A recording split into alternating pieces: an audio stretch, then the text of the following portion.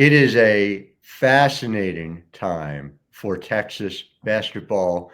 Vic Schaefer, the architect here, talking all about it. Some big wins, some big games to come. Locked On Women's Basketball starts now.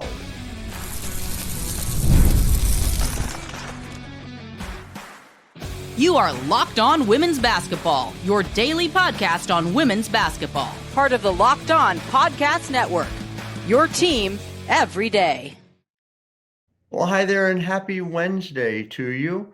You'll actually be hearing this Thursday morning, though. I am Howard Megdal welcoming you to Locked On Women's Basketball, where we are delighted that more than 300,000 of you showed up to listen in January alone, showing up for us the way we show up for you 6 days a week. It is, of course, not just me. It is an entire team over at The Next, where we have over 100 reported pieces every month on the past, present, and future of women's basketball. Of course, you can be sure we have a correspondent right there at UT talking about the Longhorns, but we've got you all covered. Make sure you sign up. $9 a month, $72 a year. You just get it all right to your inbox. It's just this steady stream of stories, thenexthoops.com. And we have had quite a few. I've, of course, had the privilege of covering Vic Schaefer for well over a decade now, but his Texas Longhorns are as fascinating a team to think about as I think any in the country. The country got to see the growth mindset that you see from his teams on Sunday with the huge win over South Carolina. Vic, I guess you get to relax now in conference, right? No other big games coming up for you this week, right? Yeah, I only got to go to number 8 on the road tomorrow, and another top 5 on Sunday. I mean, the hits just keep on coming, as they used to say. So, that's the fish pond that we choose to live in, and I wouldn't have it any other way. I want to talk about not just Madison Booker, not just Rori Harmon. We're going to get into everything from your two-headed weapon at center to the fact that you have freshmen who are contributing, which is not new for you, and it's something that is often a hallmark of your team. But I do just wonder, it's one thing to know, and we talked about this at the time, when you're entering the SEC, you're entering this league that is so tough. It's one thing to know it. It's another thing to have in 7 days playing three top 10 opponents. Yeah. What does it actually mean when the rubber hits the road to be able to do that? Is there anything you can do to maximize recovery for players? Is there anything that you need to do from a scout perspective that's different? Like, what is that like to actually experience it? It's been my experience. You just take them one game at a time. Each opponent deserves their respect, whether they're ranked or not in this league. And, we just try to put one foot in front of the other. We try to get exponentially 1 percentage, point better each day, and just kind of embrace the process. I'm a creature of habit. We don't vary very much practice to practice, day to day. Our off day in this league is on Monday. Every Tuesday is pretty much the same. Every Wednesday is pretty much the same. Games are on Thursday and Sunday. Our Fridays and Saturdays, I don't deviate much. Every now and then, if I feel like, we might be getting a little tired, or maybe we had some kids play a lot of minutes the night before, I might make some adjustments, because I do think you have to be able to adjust. Didn't used to always think that, but I'm very in tune with my student athletes and players, and I listen to them. I ask them, how they're feeling and all that. So, I just think there's a method to the madness. I think there's an equation for success. And I've just, I have practice plans here on my desk from 2, 3, 4 years. I go back and look and see what I did on February 12th last year, the year before, and that's pretty much what we do. It's interesting to me that you say that, because again, there is this sort of consistent, I just use the phrase Vic Schaeferness to your teams, that about the way you play, about the areas where you are particularly dominant, and the habits right down to the minutes per game are things that you're able to see on a regular basis. You don't have anybody averaging more than 30 minutes a game this year. And this is not new for you. I would argue you were ahead of the curve on this. You go back to the 2018-2019 team you had in Mississippi State, and it was a similar perspective on it. Is the idea just that you have a certain number of bullets in the chamber? And so for, whether it's Madison Booker, whether it's Rori, Harmon, where you will extend them for big games. Madison played 39 minutes in South Carolina, but just this idea of saving your strength and making sure that you have the energy you need when you need it for those biggest games. Yeah, I wish I could say, there's this elaborate, equation for all what you just mentioned, but a lot of it's just gut and feel.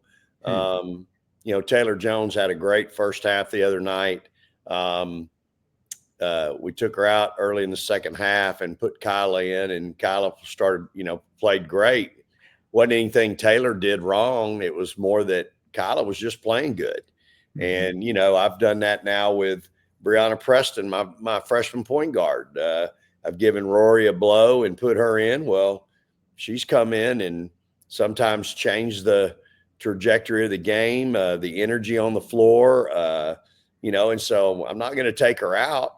She's playing well. Our team is playing better or playing well. So, sometimes it's not anything somebody does as much as what somebody's doing right now, better or how the team's playing. So a lot of it's just, feel and gut instinct and all that. And, I don't go into a game thinking, okay, I got to get this kid, we need to make sure we manage her minutes or, this. I really don't do that.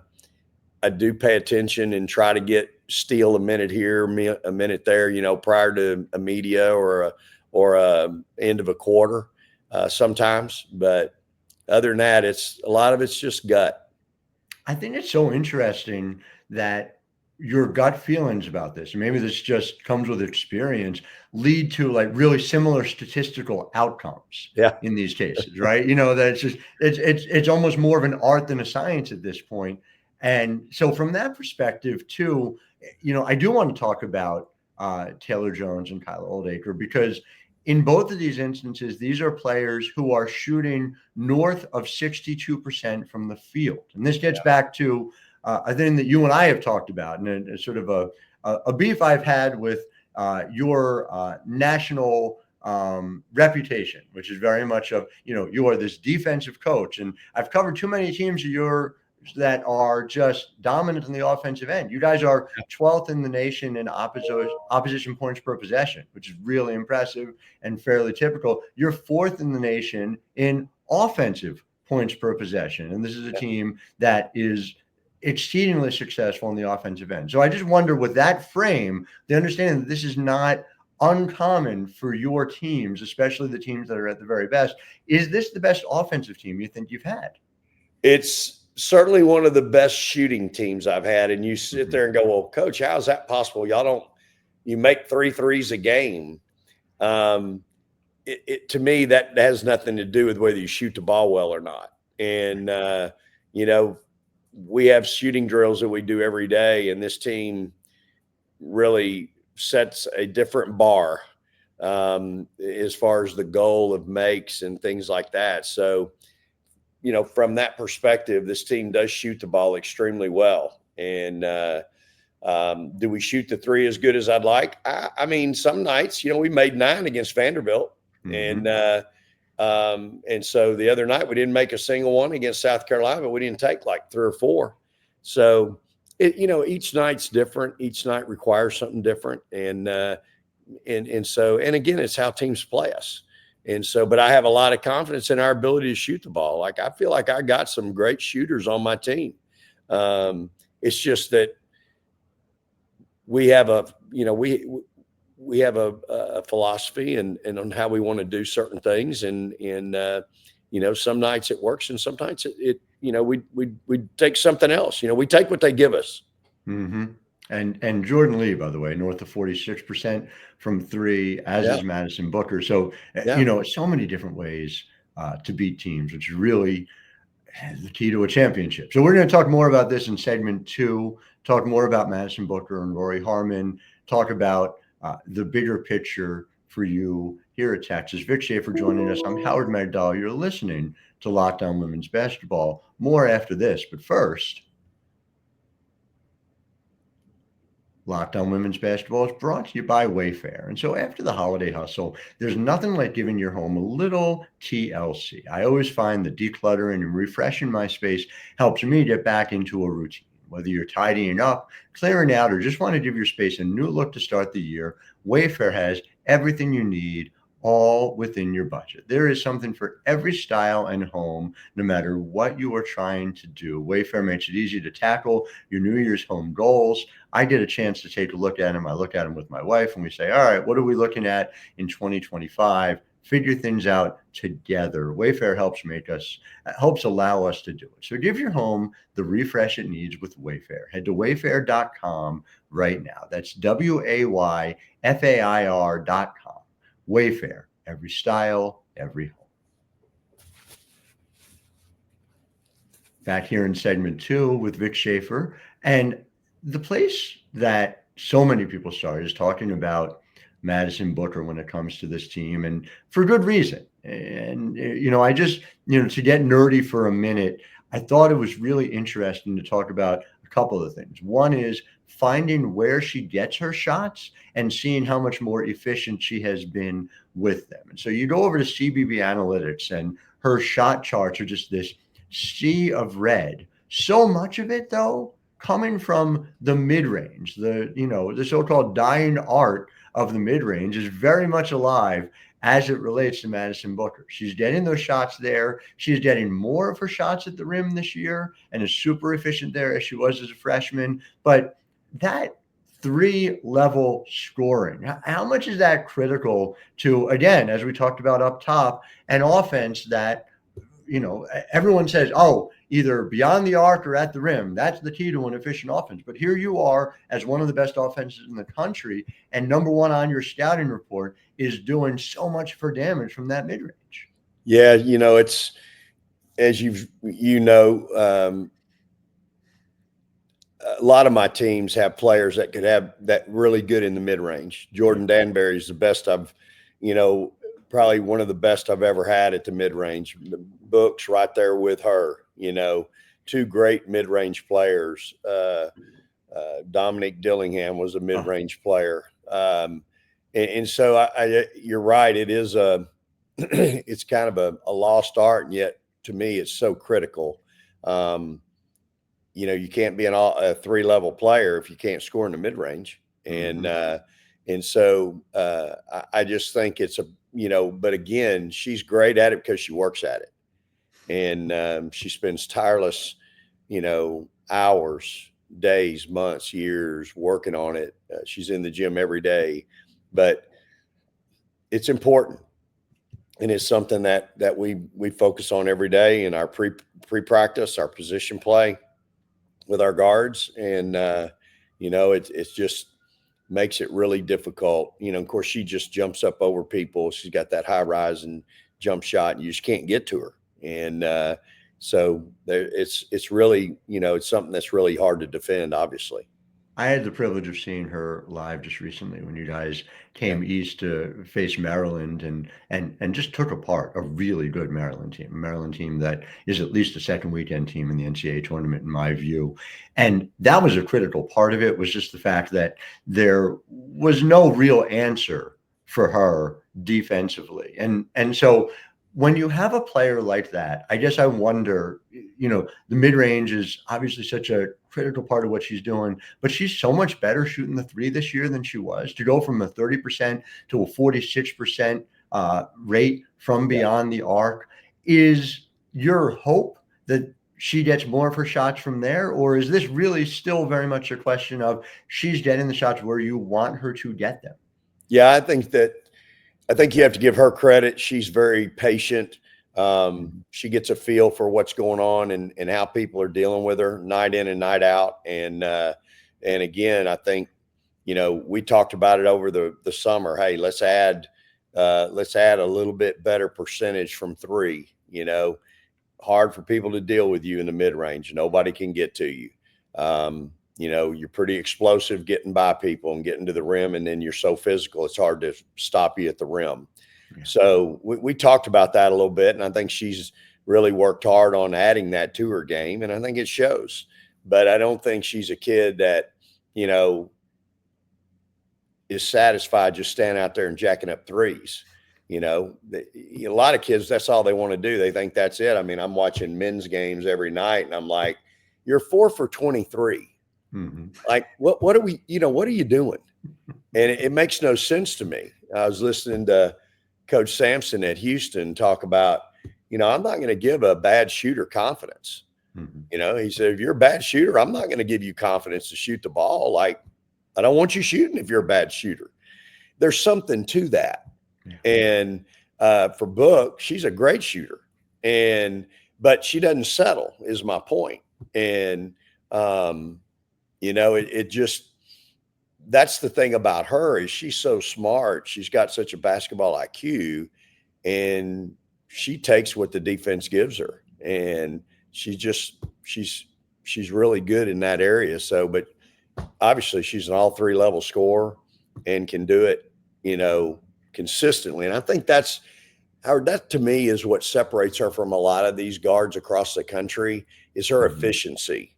She doesn't need a bunch of shots to get 20.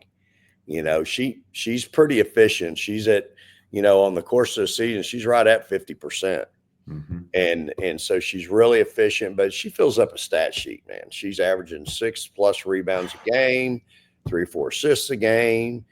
She had 3 blocks at Ole Miss the other night, and took a charge. So, the kid, when you look at her stat sheet, she fills it up left to right. It's a beautiful thing. I mean, the steals and blocks percentage being, stocks for short is north of 4% this year. Again, as a sophomore, as a primary scorer, right? As somebody who's 19 years doing old. All these things. Yeah, and I remember you were on the show a couple years ago before her freshman year, and you're talking differently about her than I hear you talk about a lot of freshmen, where you've had a lot of good freshmen come in and you've had hope for them, but there was sort of an assumption of what she was going to be right away. Is even with that as sort of your entry-level understanding for what she is, has she exceeded your expectations for her here as we're, closing in on the stretch run of year 2? I knew the kid was special, and I knew she had a chance to be great. You just never know how a freshman's going to respond, mm-hmm. And especially last year, getting thrown in that fire. Not a lot of people are going to respond like she did. Can we talk about that real briefly? Because we brought it up post-game after the game against Maryland, and you could see her almost sort of like, here we go, another question about me being a point guard and doing the job I did. But I'm not sure that she, and maybe because she's 19, realizes like nobody does that. Yeah. Nobody does that, to step in, and her assist percentage was right at 30%. She was like 29.7 for the year. Like, does that change? Yeah, does that change what she can be as a player? Because no one has any right to expect that. Yeah, no, and I think that's the thing that's, again, one of the things that makes her so special. She enjoys the pass as much as the bucket, mm-hmm. and she sees the floor so well. And I think what that did is it really showed her that she's got another part of her game that she can really be good at. And I knew she could do it. I'd seen it in high school and AAU, but, to what she experienced last year, having to be the point guard and run the team and be responsible for everybody. And, coach has got a million plays, and I got to know them all. And I got to make sure everybody's in the right place at the right time. And I just think it really opened up another a part of her game that she's so good at. And so for us now, I've got 2 point guards out there every night. I got Rori Harmon and I got Madison Booker, 2 kids that see the floor extremely well, high basketball IQs, play the game really hard. And what they do for each other, creating for each other, I think really gets lost in the equation, whether it's Booker for Rori or Rori for Book. I just think they play off each other very, very well. And so connected. It's just it's really cool to have that in your arsenal, and knowing every night you got a chance, because if those 2 show up, you got a good head start on everybody else. And it keeps showing again and again. So we're going to talk a little more about Rori as well. I want to talk about the freshmen who have been critical to your success this year. Back with segment 3 with Vic Schaefer back in just a minute. I'm Howard Megdal. You're listening to Locked On Women's Basketball. But first, Locked On Women's Basketball is brought to you by OpenPhone. And running a small business means you're wearing a lot of hats. I can tell you that firsthand from my work at the 9 and the Next, and of course, Locked On Women's Basketball. Your personal phone will often become your business phone. Trying to figure out how to separate those 2 things, making sure that you're prioritizing family time as well.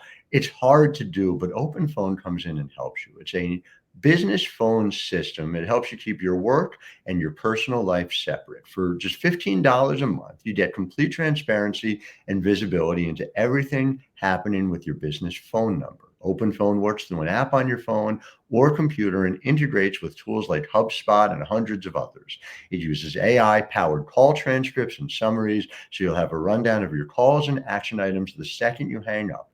And if you miss a call, automated messages are sent directly to your customer, ensuring you never miss an opportunity. Right now, OpenPhone is offering 20% off your first 6 months when you go to openphone.com/lockedonnba. That's openphone.com/lockedonnba for 20% off 6 months. openphone.com/lockedonnba. And if you have existing numbers with another service, OpenPhone will port them over at no extra charge.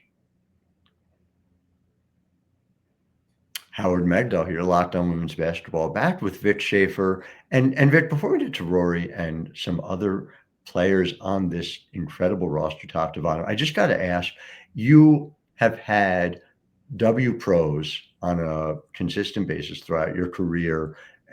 Some of the greats in this league. Does Madison Booker have a chance to be the best player you've ever coached? Without a doubt. She's got the work ethic, the desire, and the skill set, and basketball IQ. To me, she's got it all, and she can play multiple positions, and again, loves the game. Like, she is literally in love with the game. And but she's got discipline in her life too, Howard. She's disciplined in her academics. She's a happy kid. She smiles. I enjoy seeing her every day. She don't have a bad day.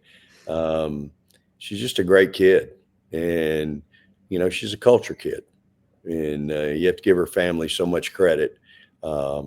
She comes from a wonderful family, and so yeah, there's no doubt about that. The answer to that question is undoubtedly yes. The star being a culture kid is, I think, critical to a championship run. And, again, you have in both Madison and also Rori, to have Rori Harmon come back from the injury that she had, to be able to perform at the level she's performing at. I asked her about it when you guys were here on the East Coast, and she talked about not comparing herself to where she was before, that she wants to be different and better than she's been.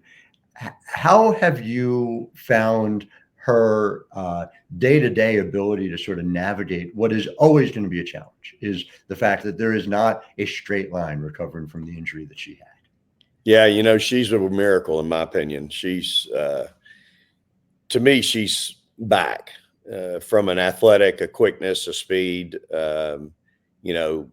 Physically, I think she's back. Now, when you take a year off, you kind of lose mentally a little bit, I think, that edge. And so I think she's getting that back. She's so much like her head coach. She lives and dies with every play. She beats herself up when she has a turnover or a missed shot. And, we're really trying to, talk about just, hey, you know what, you can make a mistake. It's, I don't want you having 4 turnovers a game, but you got a great team. You got great players around you. Run our team, get everybody in the right place, doing the right thing, and then set the tone defensively. Our philosophy has always been, if you're tough and active on the ball, everybody will be tough and active behind you. If you're soft on the ball, everybody's going to be soft behind you. It's real simple. And I think she's always, again, Howard, find me another guard in the country that does what she does. Picks up full court, 94 feet, wears your butt out for 40 minutes, runs their team. I just don't think there's another one like her. And, she's just so special, and she impacts the game in so many ways. You got to guard her because she can score. And at the same time, though, she has an understanding of how to run a team and what we need to do. And so I just, I have a lot of confidence in her. We won a lot of games together. And again, I'm so proud of her for how she's responded to, obviously a significant injury. She could have played at 7 months. Like, she was ready to go. And she played at 9, but she's way better today than she was back in November. But I look at her every day and I'm just amazed. She's got great feet, just explosive quickness. She's such a great help defender. She understands team defense. And so again, really, really fortunate to have someone like her, a veteran on our team that understands the game. And again, to the way in which that translates statistically, for you guys to be 14th in the country in turnover percentage offensively, you guys just don't beat yourselves on a consistent basis. And it's obvious that when you, like you said, you have these multiple point guards, it matters too. But it also matters, and to get back to what we talked about right at the top, why are you able to minimize the wear and tear on Rori, on Madison, keep them below 30 minutes a game? You have this depth on this team, when it comes to Preston, when it comes to Lee, when it comes to Justice Carlton, from these freshmen who are able to come in and contribute right away. What's allowed your freshmen to be so effective so quickly this year? Yeah, I think, again, those kids they were all highly rated coming out of high school, but then they came here and understood right away, hey, we got to work. We got to get better, different level. Like, I knew Jordan Lee was going to impact our team. I watched her enough in AAU and high school. The kid is way above the curve defensively. Like, she plays so hard. She's just like Rori. She's going to play her guts out there. But she also understands help side. And a lot of high school kids don't get that. And, I'd like her to be a little bit better rebounder, but that's coming. She's shown flashes of that. But, to go back what you were talking about earlier with the turnovers, we had a game here a few games ago. We turned over 19 times. And I'm like, guys, I think it was at A&M. We still scored 70 points, but I told them if we could get those turnovers down to 12, and that's usually our goal each game, you're going to score 80 points a night. And if you score 80 every night, it's going to be hard for people to beat us, and because that's how good we shoot it. And so just getting them to understand that and realize, hey, if you just don't turn the ball over, we're going to have a chance to score, so, taking care of the ball is really important for sure. But those 3 freshmen, Preston has really come on late. I've even played her and Rori together some, and I know she had a big part in our win at Ole Miss. We were down 7 with 5 to go, and I put her in with Rori, and we ended the game on a 13-2 run. She played big minutes the other night against South Carolina, Vanderbilt. The key, you know, most teams probably have a half court, you know, point guard, and then they got maybe one that plays a little faster. I've got fast and I've got electric. You know, I mean, that it's just so unique. My fast one is my half, you know, if you had to compare, and Rori plays pretty good in up and down. She's pretty good in transition, no question. But, you know, Bree is just electric, man. She gets up and down. And, you know, when we were recruiting her, we knew she was that way. We knew she made great decisions in the open floor. She makes the right pass at the right time to the right person. And of course, she's just, the way she plays with that smile on her face, she just electrifies the crowd. And so she's, you know, really come on here. And again, it allows me to give Rori some rest. She doesn't have to play 35, 38 minutes a night. And that's a blessing. And so, because Rori's had to do that before. And so, but, you know, all three of those kids, Carlton played some big minutes for us the other night against South Carolina. And we need Justice right now. Like, there's never been another time where she could really impact this team because Aaliyah Moore's out. And we don't know if we'll get her back, if we ever will. And so what an opportunity right now to step up and realize, hey, I've got an opportunity to play, and coach needs me to play. And so, you know, it's not easy, you know, as you know, getting to, you know, the difference between high school and this level be like taking a kid out of high school and telling them, hey, you're going to go play AAA baseball right now. And you got to hit the curveball, you got to hit the slider, and you got to hit a 95-mile-an-hour fastball. It just ain't that. It just don't happen, you know? And so that's what you ask these kids to do. And, you know, they're doing it. And so I'm really proud of them, but man, they're really impacting our team in a big way. It is fascinating to see this team, you know, again, and we've had the privilege of being at these Final Fours together, getting these opportunities. This team, the only two losses, one is an OT to Notre Dame, the other you just avenged. It feels like a team that, and you talked about this when you took the job, is looking to take that national championship here to Texas. And we'll talk more about that, I know, over the coming weeks ahead. But as a point of personal privilege, I have long believed, and since the moment you took this job, it's a matter of when, not if, that we are covering a national final with you celebrating on the other side of it. So everyone be on the lookout. It could well be this year. Vic, thank you for your time. To our listeners, thank you for making us your first listen every day. Be back with you tomorrow, as we are 6 days a week. Until then, I'm Howard Megdal, wishing you a wonderful day.